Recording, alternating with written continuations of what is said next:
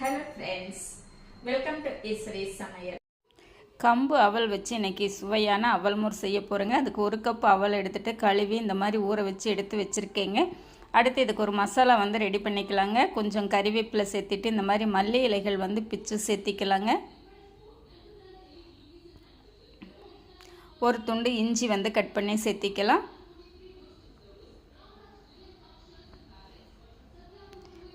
ஒரு ஸ்பூன் ஜீரகம் சேர்த்திக்கலாம். ஒரு ஸ்பூன் மிளகு சேர்த்திக்கலாம். இப்போ இது நல்லா நைஸாக அரைச்சி எடுத்துகிட்டு வந்துடலாங்க. இந்த அளவுக்கு நம்ம அரைச்சி எடுத்துகிட்டு வந்துட்டோங்க. இப்போ இது கூடவே நம்ம தயிர் சேர்த்து நல்லா மோரை அடித்து எடுத்துகிட்டு வந்துடலாங்க.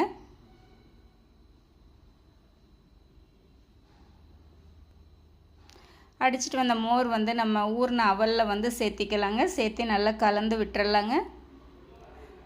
திருப்பியும் ஒரு டைம் அடித்து இந்த மாதிரி மோர் சேர்த்திக்கலாங்க.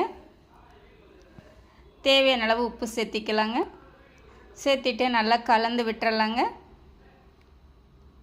இந்த வெயிலுக்கு நல்லா குழு குழுன்னு இதமாக நல்லா இருக்குங்க. இந்த மாதிரி அவல் மோர் நம்ம கம்பங்கூழ் சாப்பிட்ற மாதிரி அதே டேஸ்ட்டாக நல்லா இருக்குங்க. இப்போ நம்மளுக்கு ஜம்முன்னு அவல் மோர் ரெடி ஆகிடுச்சு. நீங்களே இந்த மாதிரி செஞ்சு பாருங்கள்.